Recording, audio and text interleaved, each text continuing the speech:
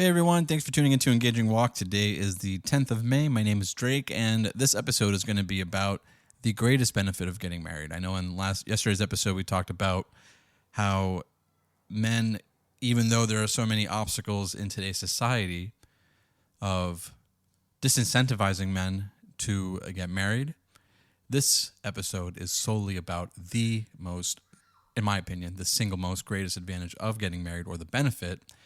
And that's in my humble opinion. And this is something that I've learned, bear in mind, my wife and I have only been married for about 2 years now. So this is, for me, the best benefit. And I'll get into that in just 1 second. So first, I want to thank you guys so much for tuning into Engaging Walk. We got a bunch of new people listening. And if you guys can give us a like, subscribe, comment, and share the content with people that you think would benefit from this. And if this is your first time listening, this is Engaging Walk, and here we discuss all things marriage, dating, relationships, love, and of course now child rearing and raising a family. So without further ado, we'll get into the content. And and if you guys can give us a rating on either, if you're whatever area in which you're listening to the podcast, whatever medium, if it's Apple Podcast or Spotify, whichever one you're listening to, if you can give us a rating, that way people know that you're enjoying the content and people can, learn from it or at least enjoy the content, that would be much appreciated. All right, so without further ado, we're going to dive into it. So what is the greatest benefit of getting married? In my humble opinion, it's the growth that one experiences in having to take into account somebody else that you love all of the time. And that's not to say that it's exhausting. And, my grandfather once told me a long time ago that nothing easy or nothing worthwhile is easy. That if it's difficult, then you're going to learn something from it and you're on the right track. You're doing something that is worthwhile. It's going to benefit you in the long run. And that's why a lot of the times when I was doing things growing up, I would purposely do the more difficult way or the longer way. I thought that, I would learn more during the process and I would learn different skills along the way other than just like the immediate gratification of completing that task or learning that skill or whatever. And marriage is no different, that you have to suspend a great deal about yourself. But in that, what I mean by yourself, I mean like you have to, I've been trying to think about how to word this. It's like your things are no longer just your things. They are your family's things, you and yours and your wife's. Or yours and your husband's. Your time is no longer just your time. It's your family time.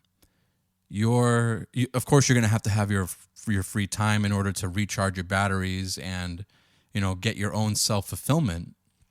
But that's no longer your sole priority. That's no longer your sole focus outside of work or whatever else you have going on, whether it be school or whatever, running a business.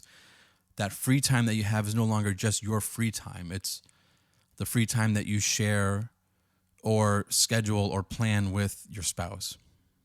Likewise with your finances and your resources.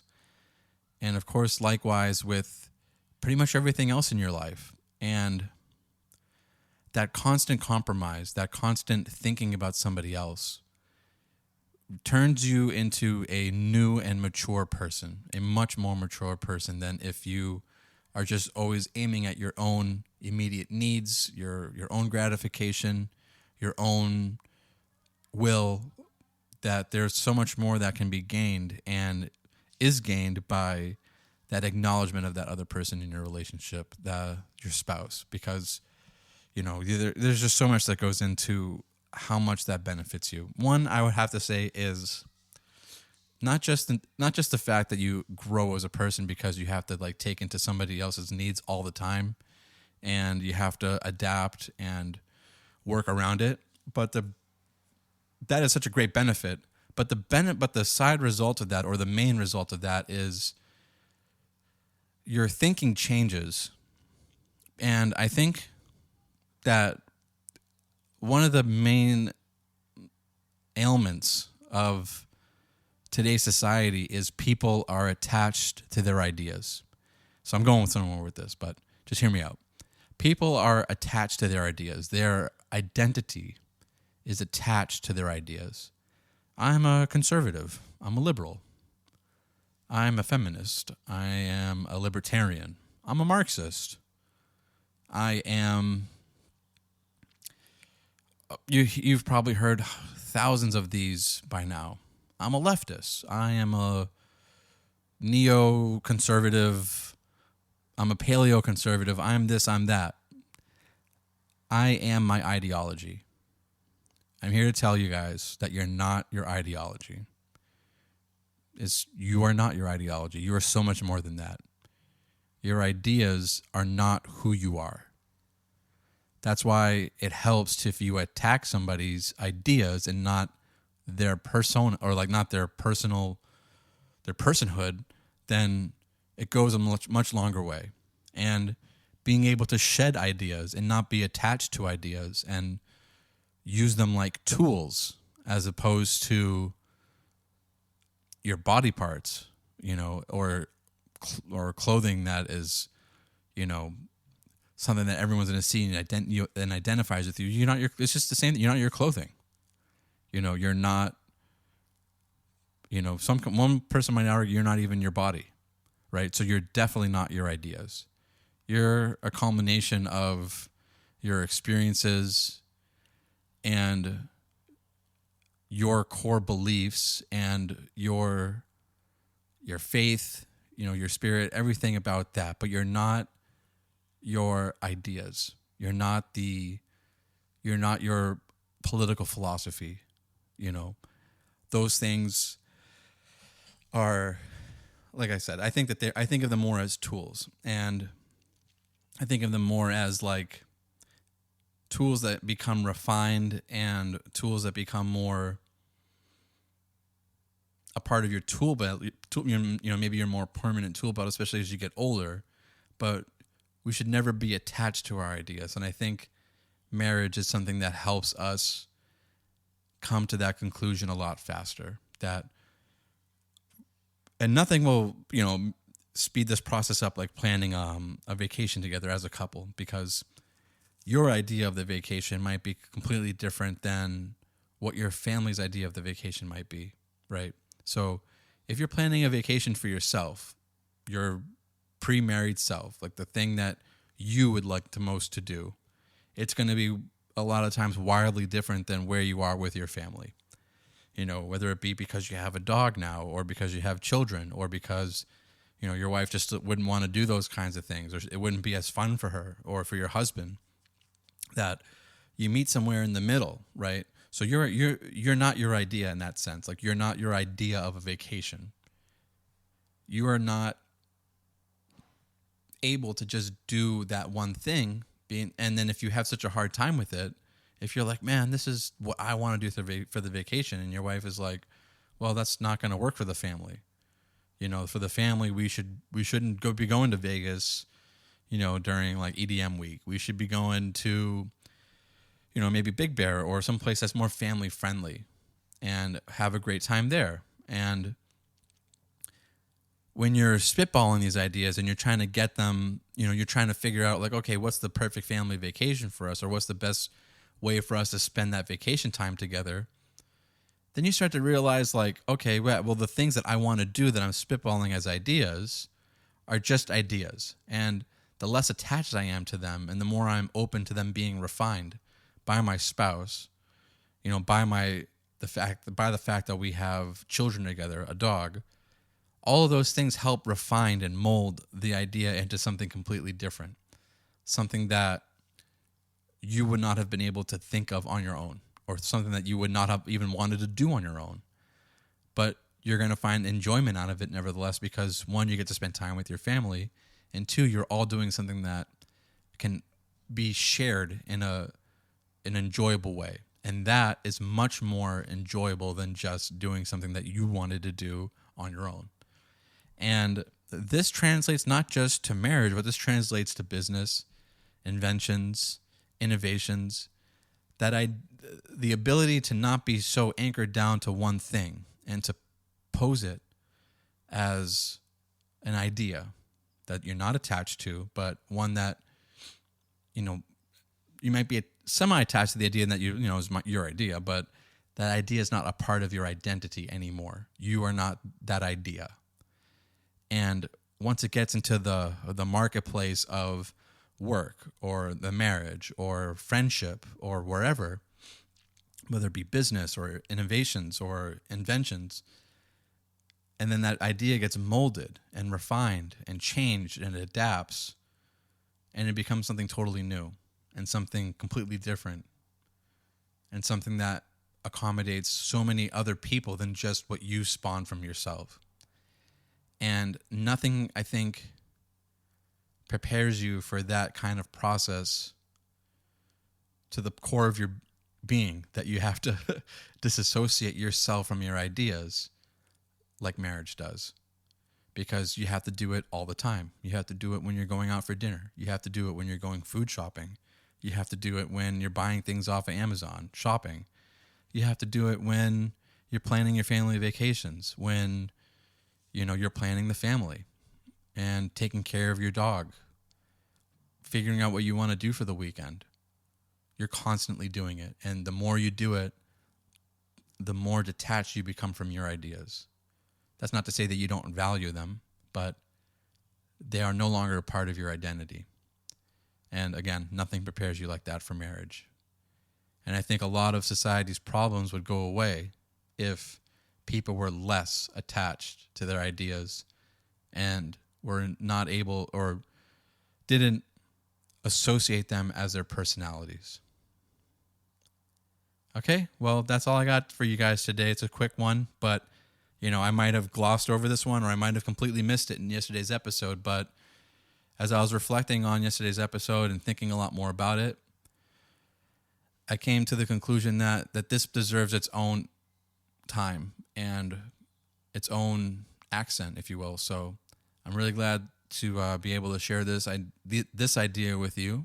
And of course, I'm not attached to this one either. This one is my idea of, or my greatest benefit of getting married. You guys might have different ones. Let me know what you guys think.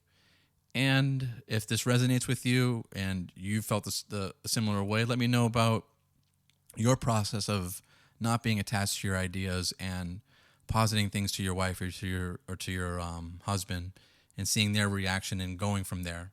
Because it really is an amazing process that matures us every single day. And so with that, I'd like to thank you guys so much. And this weekend we got Mother's Day coming up. So, you only got a couple more days, a day and a half or so of getting a Mother's Day gift. It's still a little bit of time to get a meaningful gift. And of course, we'll see you guys next week. This will be the last episode for this week. We'll have another one for you guys on Monday. And we have a new series coming up for you. So this next series is going to be all about the 5 C's of connection. So what are the 5 areas of connection that create connection? So it's a lot of alliteration going forward into this new concept. And so this would be like a main staple of Engaging Walk is these 5 C's. And we're going to reveal them week by week. But we're going to cover the 5 C's of connection. And so it's going to be a lot of alliteration, like I was saying. And also, this is going to be like a main staple of Engaging Walk, of covering these 5 C's, analyzing them, seeing how we're constantly going back into them in a relationship and then revamping them. But also this tied with that idea that we always talk about with 2 cups in a bowl, that you and your spouse you're in your own individual cups, and your marriage is a bowl. And if your cup is filled, then you're able to bring something to the bowl of marriage. And if your partner's cup is filled, then he or she is able to bring something to the marriage. And then and only then are able to bring something to the marriage. So, we treat each other as individuals, but we are also one. and it's, it can be very confusing sometimes. But I think that two cups in a bowl analogy really helps make that idea clear, that the marriage is its own entity, and it's like a higher purpose, a higher thing that we gain towards, that we have to fill, but we can only fill towards it when we ourselves are filled. And okay, so with that, well, I'll leave you guys with a great Mother's Day weekend. I hope you guys have a great one. It's a great time to celebrate Mother's Day with all of the, moms, grandmas out there. Even moms that, were moms for a short period of time, and there's a lot of like sadness around that, but there's also a moment to celebrate, those moms as well in our lives. So don't neglect them. Make sure that they all feel loved, they all feel recognized. And of course, today is Military Spouse Recognition Day. I'd like to spend just one more little bit over here recognizing my wife and all the military spouses out there, because they have it rough. Their husbands or wives go out on deployments. They go out and they put themselves into harm's way. They can get injured on the job. They can get injured out at sea, or while being deployed during exercises. They can even lose their lives. I've seen it. I've been on deployments, and I've had people die on those deployments and from exercises, and it's really tough. It's very, very difficult for the spouses to be in the dark about so much of what happens in our lives as military personnel. So they deal with quite a bit. Sometimes they can go a month or longer without being able to contact them out there, and not knowing how they're doing, and it's very, very challenging, even with today's standard of like instant messaging and text messaging, iMessaging. There's still plenty of people out there that go out for months at a time, and aren't able to contact their loved ones. And those military spouses are at home taking care of the family, taking care of the bills, taking care of the house, and they're doing it with that added stress of their loved ones not being there. So big appreciation to my wife for dealing with that, and then also for all the other military spouses out there. Thank you guys so much, and ladies out there so much, for what you guys do for the country. It does not go unappreciated. Although it should be appreciated a lot more, it does not go unappreciated. All right, that's it. We'll see you guys next time. Enjoy your weekend, and happy Mother's Day to all the mamas out there. Bye-bye.